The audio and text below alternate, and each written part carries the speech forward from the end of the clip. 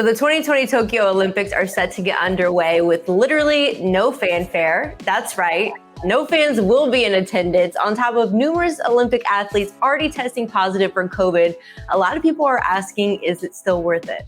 Joining us all the way from Tokyo, Japan is our very own Tom Schad to put all of this into context. Tom, thank you so much for taking the time to join us today. Yeah, thank you guys for having me. So first off, Tom, we have to ask you, what are the vibes like in Japan right now? And how was it traveling to Japan? And how close are you actually going to get to the action right now? So traveling to Japan was really interesting. You know, every visitor who's coming into the country right now has to produce 2 negative COVID tests before you even step on the plane. And then when you get to the airport, they have an entire wing of the airport that's basically used for processing and for COVID testing. So as soon as I landed last week, I had to take a saliva test, had to sit basically in a waiting area while they ran the test to make sure that I was clean. And then it's been all kind of dedicated transportation the entire time I've been here. You know, only approved shuttles. We're not allowed to take any public transportation. We're only allowed to go certain places. We have to download an app on our phone so that the government can monitor our movements and use that for contact tracing purposes. So it's all been really locked down, and it's a really weird vibe, I'd say, in Japan. I mean, everybody that I've encountered with and other people on our team have encountered, been super friendly. Japanese volunteers and staffers, super welcoming, super friendly. But you also get the sense that with the poll numbers, so much of the country does not want the Olympics to happen. So it's a weird vibe to kind of walk around and know that you are in a situation where the majority of Japanese residents aren't exactly thrilled that you're there.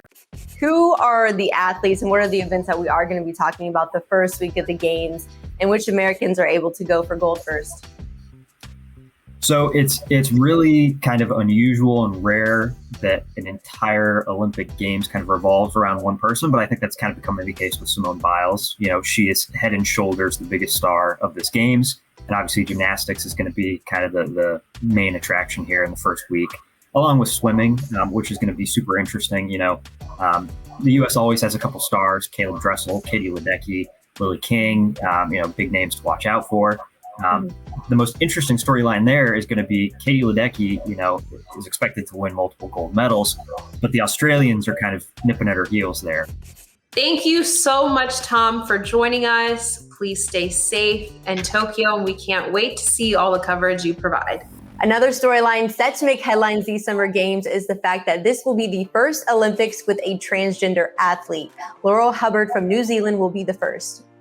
Joining us to put this all into context, we have Scott Gleeson, who's been on top of this story from day one. Thank you, Scott, for being here. Yeah, thank you both for having me. Really appreciate it. So Scott, this is, as you know, a historic games for transgender athletes. The IOC created guidelines to allow them to participate back in 2004, but it's taken until 2020 games for them to actually compete publicly. So why is it taking so long? Well, it definitely has taken a long time because we've had to see just a lot of courage and a lot of bravery to build up to this.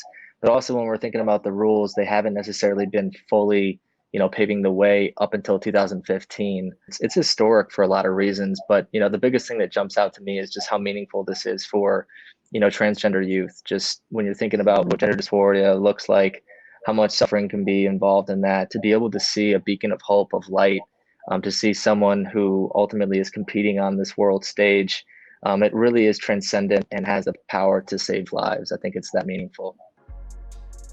Although this is a beautiful and meaningful moment, Scott, there are going to be a lot of people who claim that it's just not fair for transgender athletes to compete. Can you help dispel some of those myths that these athletes face?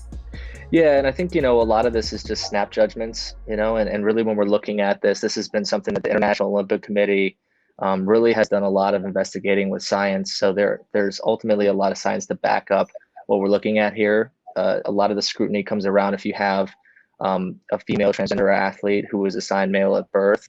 The reason why this is, obviously going to draw up a lot of, scrutiny and controversy is just this idea of an unfair advantage. But when you have a transgender female athlete competing in the games, this individual will have to meet a testosterone level, right? So if their testosterone levels are going to be at 10 nanomals is what the IOC is ultimately, demanding. And for track and field, it's going to be 5 nanomals. The fact of the matter is, like, this is going to put it more on an even field and an even playing situation. So when we're thinking about testosterone, that's ultimately going to be one of the key things that you're thinking about for unfair advantages. And that's not necessarily the case. Another big myth that pops out is just this idea that you would have an athlete specifically transition to be an Olympian, and that's absolutely not the case. When we're thinking about why a transgender athlete might transition, it's because they might be on the brink of suicide. They might be in a situation where going to this part of their identity that they ultimately believe and ultimately know is their true version of themselves. If they can't get to that place emotionally, it puts their life at risk. Hey sports fans, if you want to watch more sports seriously, be sure to check out these clips right here. And make sure you're subscribed to the channel to see all the great content from us here at USA Today Sports.